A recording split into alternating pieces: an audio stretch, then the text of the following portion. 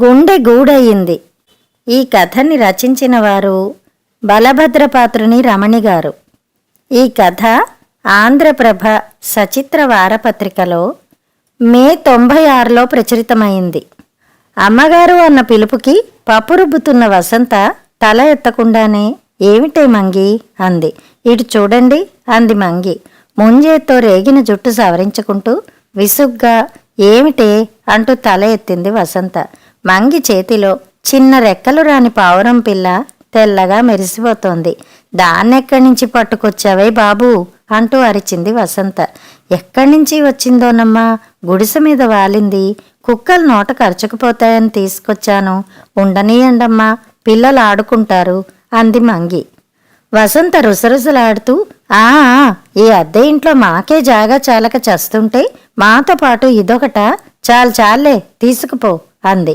ఇంతటికి పిల్లలు చూడనే చూశారు. బుజ్జిగాడు పరిగెత్తుకొస్తూ అరే ఏంటిది, భలే బావుందే, నాకియ్యవా అంటూ మంగి చేతిలోంచి లాగేసుకున్నాడు. పావురన్రా తమ్ముడు, కరుస్తుందేమో జాగ్రత్త అంటూ కాస్త దూరంగానే నిలబడి అరిచింది పాప. పావురం లేదు, హంస లేదు, దాన్ని వదిలేయండి, మనకొద్దు అని వసంత అరుస్తూ ఉండగానే బుజ్జిగాడు దాన్ని తీసుకుని మేం ఆడుకుంటాం, ఇవ్వం అంటూ డాబా మీదకి పరిగెత్తిపోయాడు. ఇదొకటి తెచ్చిపెట్టావు అనవసరంగా, ముందు అంట్లు తోము అని వసంత మళ్ళీ పనిలో జొరబడింది. సాయంత్రం భర్త సుధాకర్ ఇంటికి వచ్చాక కాఫీ ఇస్తూ పొద్దుట గుడిలో మీ అమ్మగారు కనిపించారు అంది. ఎప్పటిలా అత్తయ్య అనకుండా మీ అమ్మగారు అనడం వల్ల సుధాకర్కి చివుక్కుమనిపించినా ఏమంది అన్నాడు. ఏం లేదు, అంతా మామూలే అని లోపలికి వెళ్ళిపోయింది వసంత. సుధాకర్కి ఆఫీసులో మూర్తి అన్న మాటలు గుర్తొచ్చాయి. మీ ఫాదర్ కనిపించారోయ్ నిన్న రేషన్ షాప్లో, పాపం చాలా పెద్దవారైపోయారు, నిలబడలేక కిందే కూర్చుండిపోయారు అన్నాడు. సుధాకర్కి కాఫీ గుటక పడలేదు. అది అక్కడ ఉంచి ఆ వేల్టి పేపర్ చేతిలోకి తీసుకున్నాడు. డాడీ ఇదిగో చూడు, మన ఇంటికి ఎవరొచ్చారో అంటూ బుజ్జిగాడు పావురాన్ని తెచ్చి మీదొదిలాడు. ఏమిటిది వసంత, వసు అంటూ కేకలు పెట్టాడు సుధాకర్. వసంత వచ్చి పావురాన్ని చూసి మంగి తెచ్చింది. ఇంకా రెక్కలు రాని చిన్నపిల్లలా ఉంది, ఉండనీయండి, అదే పోతుంది ఎప్పుడో అంది. పిల్లలు కృతజ్ఞతగా తల్లివైపు చూశారు.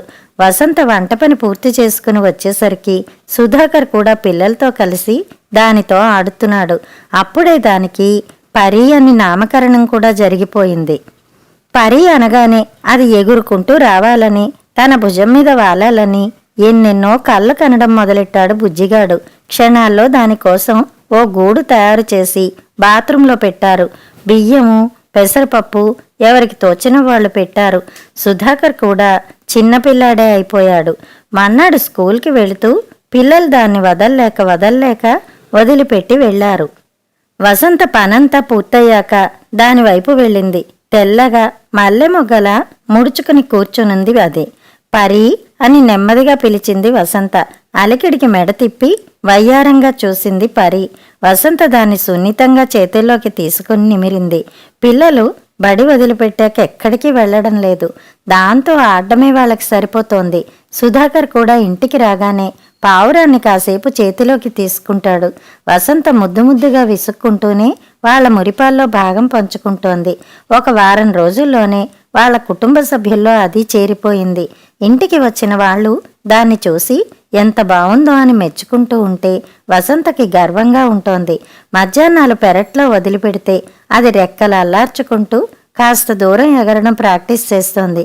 వసంత అక్కడ కూర్చుని కుక్కలు పిల్లులు రాకుండా కాపలా కాసేది. అమ్మా, అమ్మమ్మ వచ్చింది అని కేకలు పెట్టుకుంటూ పిల్లలు అనసూయమ్మగారిని చుట్టేశారు. వసంత బయటికి వచ్చి తల్లిని చూసి చాటంత మొహంతో రామ్మా రా అంటూ లోపలికి తీసుకెళ్ళింది. మంచినీళ్లు అందిస్తూ నాన్నగారు కులాసానా అని అడిగింది. అనసూయమ్మ నవ్వి ఈ వయసులో మా కులాసాకేం గాని మీరంతా బావున్నారా అంది. పిల్లలు ఇంత లోపల పరిని తెచ్చి ఆవిడ మీద వదిలేశారు. ఆవిడ కెవ్వున అరిచి ఇదెక్కడి గోలే అంది. వసంత నవ్వుతూ అది ఇంటికి వచ్చిన వైనమంతా వివరించింది. హాయిగా ఎగిరే పక్షిని బంధించారు, దాన్ని స్వేచ్ఛగా వదిలిపెట్టేయి అందావిడ. మేమేం పంజరంలో పెట్టలేదు, దానికే ఇంకా రెక్కలు రాలేదు, బయట వదిలితే ఏ కుక్కో చంపేస్తుంది పాపం అంది వసంత. మీ అత్తగారు మామగారు బావున్నారా అడిగింది తల్లి. ఆ, ఈ మధ్య వెళ్ళి చూసొచ్చాం అంది వసంత.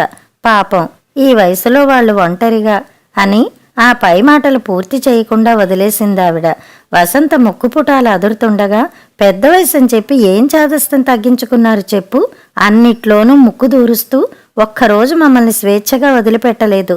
2 పిల్లలకి తల్లినైనా ఇంకా కొత్త కోడలుగానే పడుండాల్సి వచ్చింది నేను. అయినా లోకంలో వాళ్ళిద్దరా విడిగా ఉన్నారా ఏ? మీరు మాత్రం లేరు. అన్నయ్య పెళ్లి చేసుకున్న అన్నాడే విడికాపురం పెట్టాడు కాబట్టి ఎవరూ విమర్శించలేదు అంది. అనసూయమ్మ ఇంకా ఆ విషయం ఎత్తలేదు.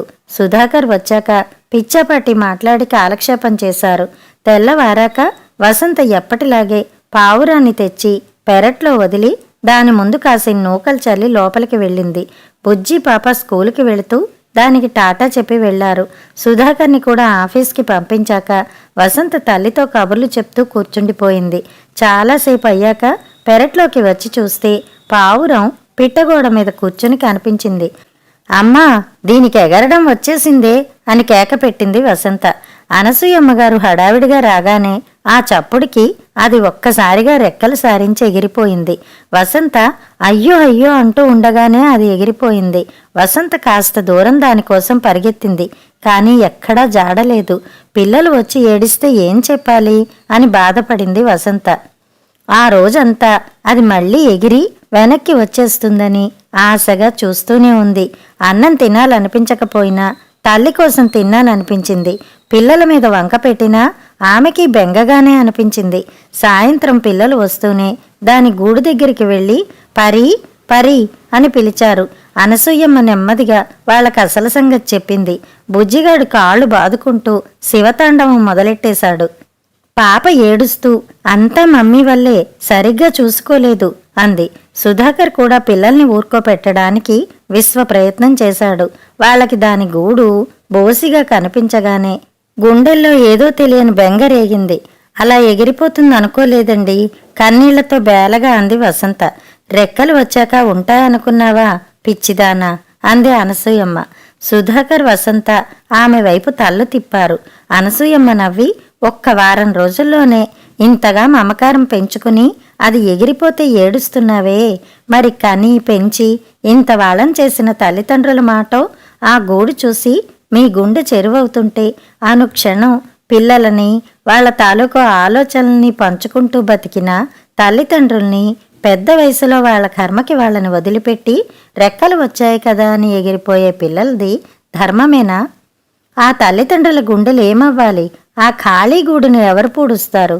పిల్లల కోసం త్యాగాలు చేయడంతోనే ఆనందాన్ని వెతుక్కుంటూ బ్రతుకంతా ఖర్చు చేసేసిన వృద్ధులైన మాలాటి తల్లిదండ్రుల గురించి ఒక్కసారి ఆలోచించండి. వయసుతో పాటు వచ్చే ఈ చిన్న చిన్న చాదస్తాల్ని భరించడమో లేక చిరునవ్వుతో కొట్టిపారేయడమో చెయ్యలేరా?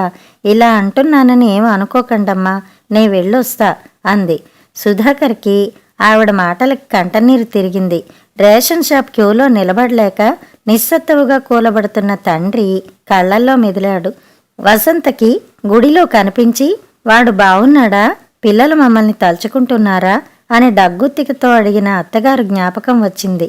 అమ్మా, ఈసారి నువ్వు ఈ ఇంటికి కాదు మా ఇంటికే రా, మేము మా మామయ్య గారు అత్తయ్య గారు దగ్గరికి వెళ్ళిపోతాం అంది కన్నీళ్లు తుడుచుకుంటూ. సుధాకరు నమ్మలేనట్లు చూశాడు. అనసూయమ్మ కూతురి వైపు గర్వంగా చూసింది. కథ సమాప్తం.